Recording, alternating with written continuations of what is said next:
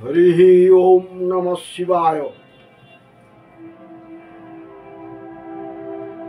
খনার বচন, ধান চাষ সম্বন্ধে খনার বচন আমাদের দেশে প্রাচীনকাল থেকে কৃষি ভাইয়েরা বা যারা চাষবাস করেন তারা খনার বচনকে খুব মান্যতা দেন এবং খনার বচনকে মেনে এখনো বহু কৃষক ভাই ধান চাষ করেন।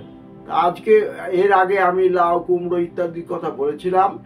আজকে আমাদের বাংলায় যে প্রধান চাষ ধান, সেই ধান সম্বন্ধে খনা দেবী কি বলেছিলেন সেটাই আপনাদের কাছে বর্ণনা করছি। খনা বলেছেন, শ্রাবণের পুরো ভাদ্রের 12, এর মধ্যে যত পারো। কি বললাম? শ্রাবণের পুরো ভাদ্রের 12, এর মধ্যে যত পারো। এর মানে হলো সম্পূর্ণ শ্রাবণ মাস ও ভাদ্র মাসের 12 তারিখ পর্যন্ত। আবার কথাটা বলছি, শ্রাবণ মাস এবং ভাদ্র মাসের 12 তারিখ পর্যন্ত আমরা যদি ধানের চারা রোপণ করি তাহলে সেই ধানের চারা খুব ভালোভাবেই তার গ্রোথ হয়, তার বৃদ্ধি হয়।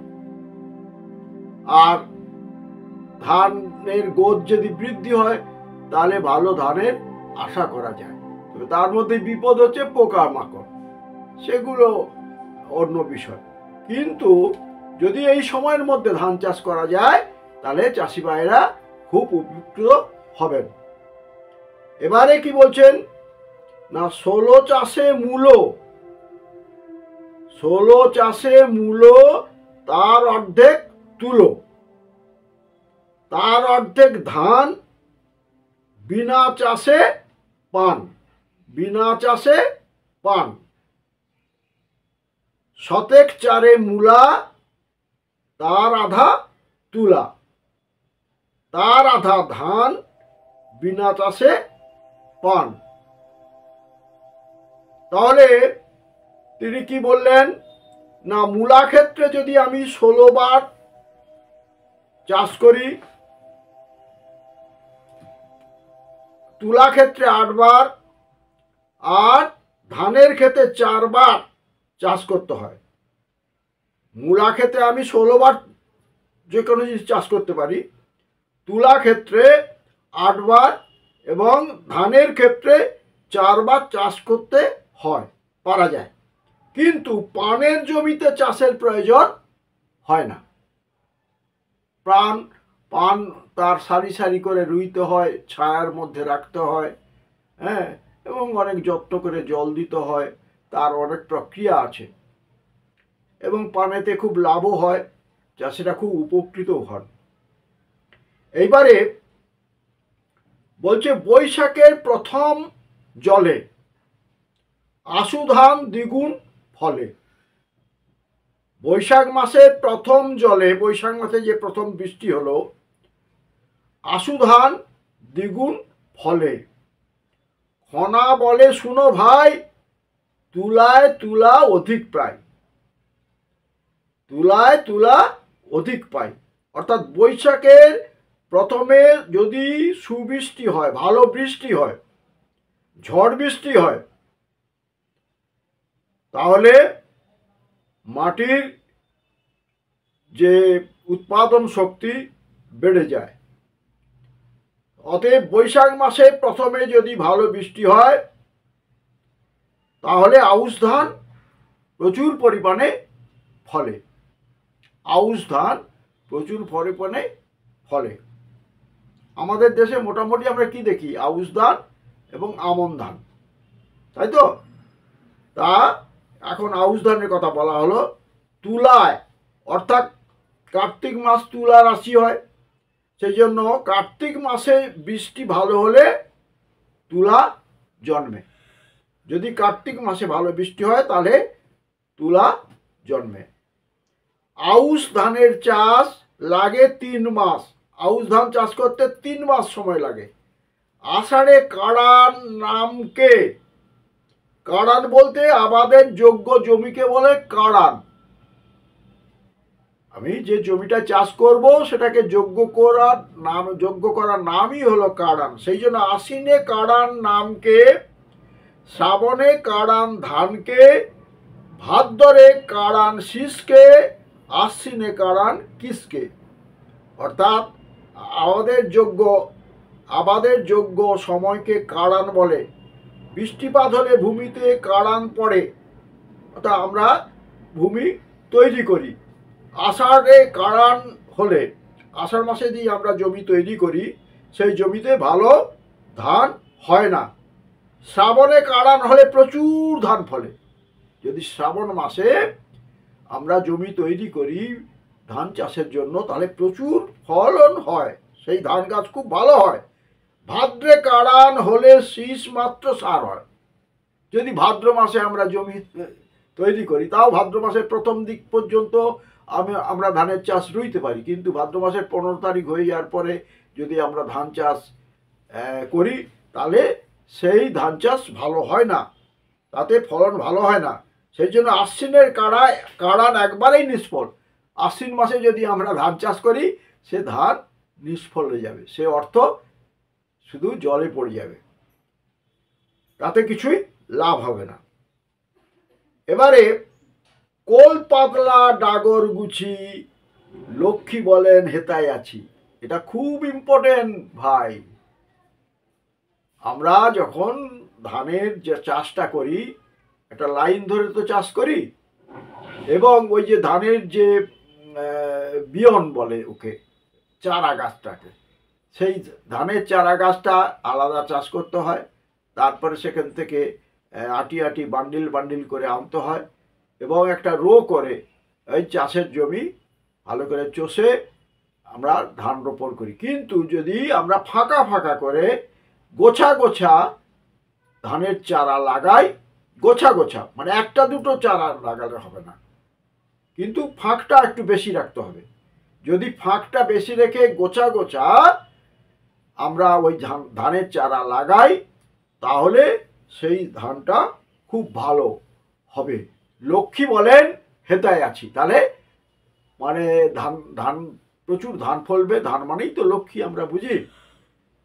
এবারে মোটা মোটা গুছি দিয়ে খুব ফাঁক ফাঁক করে ধান রোপণ করলে প্রচুর ধান পাওয়া যায়।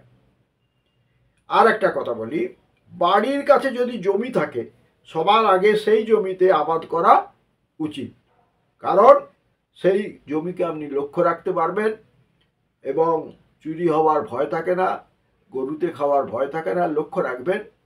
অতএব সেই জন্য বাড়ির কাছে যদি জমি থাকে সেই জমিতে আগে চাষাবাদ করা উচিত। সেই জন্য খনা বললেন, আধার পরে চাঁদের কলা, কতক কালো কতক ধলা, উত্তরে উঁচা দক্ষিণে কাত, ধরায় ধরায় ধানের বাত, চাল ধান দুই সস্তা, মিষ্টি হবে লোকের কথা। অতএব এই যে কৃষ্ণপক্ষের যে চাঁদ ওঠে তার কিছু অংশ আলো আর বাকি অংশ আধারে আচ্ছন্ন থাকে। প্রতিপদ বা দ্বিতীয়া তিথিতে যদি উত্তরে উঁচু আর দক্ষিণে নিচু থাকে তাহলে সে বছর প্রচুর ধান জন্মাবে। ধান চাষ খুবই অত্যধিক হবে এবং কম মূল্যে ধানও পাওয়া যাবে। প্রচুর শস্য পেয়ে মানুষের আচার ব্যবহারও মিষ্ট হবে। প্রচুর ফলন হলে চাষি ভাইদের মুখে হাসি ফোটে। এবারে কার্তিকে যদি অল্প বৃষ্টি হয় তাহলে ধানের ফলন খুব বেশি হয়। কার্তিক মাসে উনো, ধান জন্মে দুনো।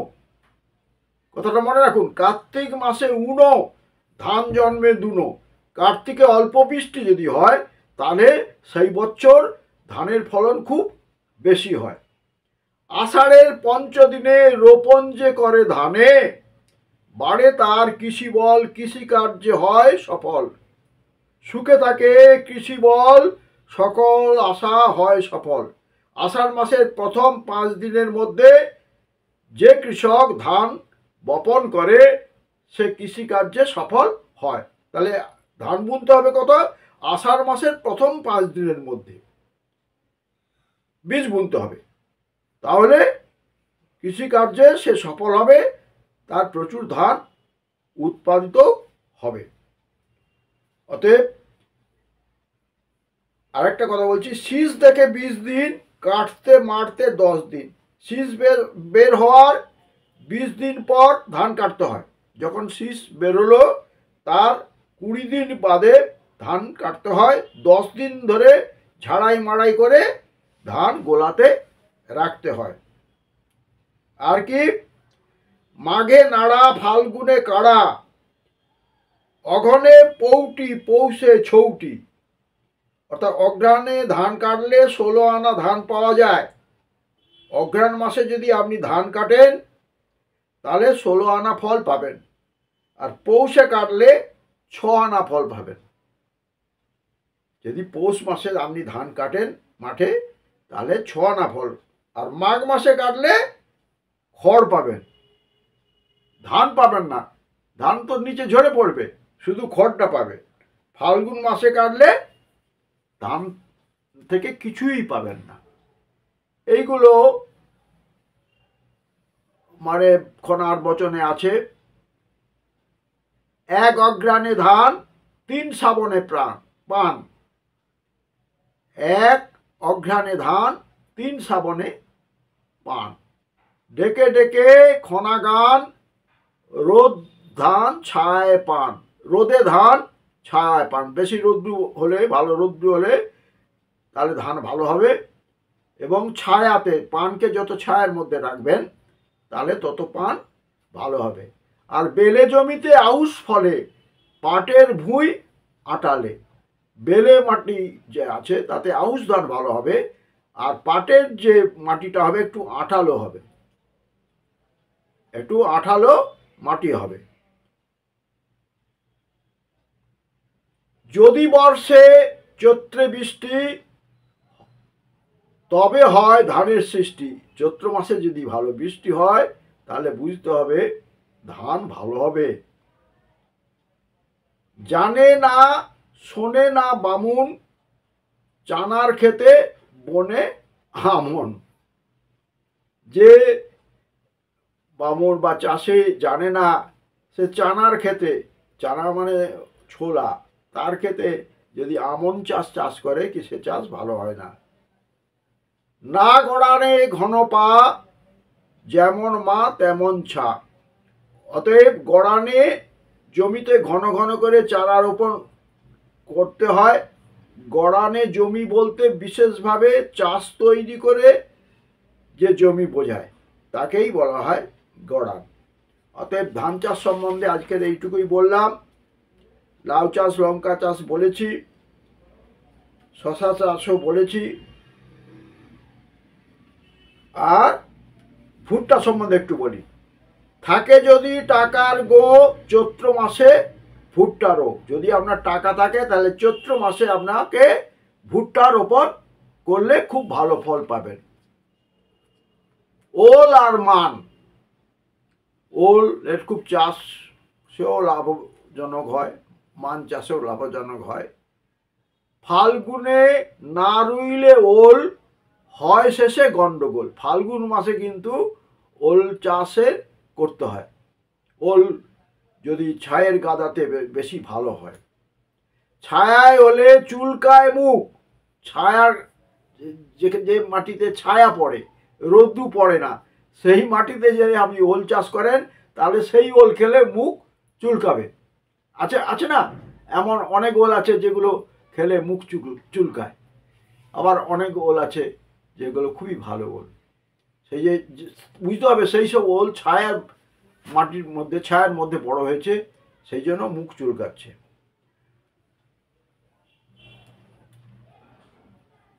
ওলেতে কুটি মানেতে ছাই, এইভাবে চাষ করগে ভাই। ওলেতে কুটি মানেতে ছাই। ছাই কিন্তু ওল বা এই কচু চাষের পক্ষে খুবই ভালো। কোদালে মান, তিলে হাল, কাতেন ফাঁকা মাঘে কাল। আর কি? কচু। নদীর ধারে পুঁতলে কচু, কচু হয় 3 হাত উঁচু। নদীর ধারে যদি কচুর চাষ করা যায় তাহলে সেই কচু খুব বড় হয়। কচু বনে ছড়ালে ছাই, কচুর ফল অধিক পাই। কচুর যে ক্ষেত তাতে ছাই দিতে হয় বেশি করে, তাহলে ভালো কচু উৎপাদন হয়। কচু বনে ছড়ালে ছাই, খনা বলে তার সংখ্যা নাই। তাহলে প্রচুর পরিমাণে কচু উৎপাদন হবে। এইটা বলে আমি খনার বচন শেষ করছি। আপনারা দয়া করে এই খনার বচন শুনবেন এবং আপনারা এই মতো চাষ করে দেখবেন, আপনারা প্রচুর লাভবান হবেন। খনা সবসময় সত্যি কথা বলেছেন, খনার কথা কভু মিথ্যা হয় না। বহু প্রাচীন কাল থেকেই আমরা এই খনার বচন মেনেই চাষ করছি। আজকে বৈজ্ঞানিক যুগ হয়েছে, আজকে অনেক রকমের হয়তো টেকনোলজি বেরিয়েছে, কিন্তু এখনও খনার বচন অসত্য বলে প্রমাণিত হয়েছে, সত্য বলে প্রমাণিত হয়েছে। যতই বিজ্ঞান এগিয়ে যাক কেন, খনার বচন, চাণক্যের শ্লোক, এগুলো কিন্তু মিথ্যা হয় না। আচ্ছা, পরে একদিন চাণক্য শ্লোক সম্বন্ধে খুব দামি দামি কথা বলবো, যেগুলো আজও পর্যন্ত সত্যি, মিথ্যা বলে প্রমাণিত হয় না। নমস্কার। আপনারা লাইক করবেন, শেয়ার করবেন, একটু দয়া করে হরি ওম নমঃ শিবায় নামে আপনারা সাবস্ক্রাইব করে দেবেন, তাহলে আমি ধন্য হব।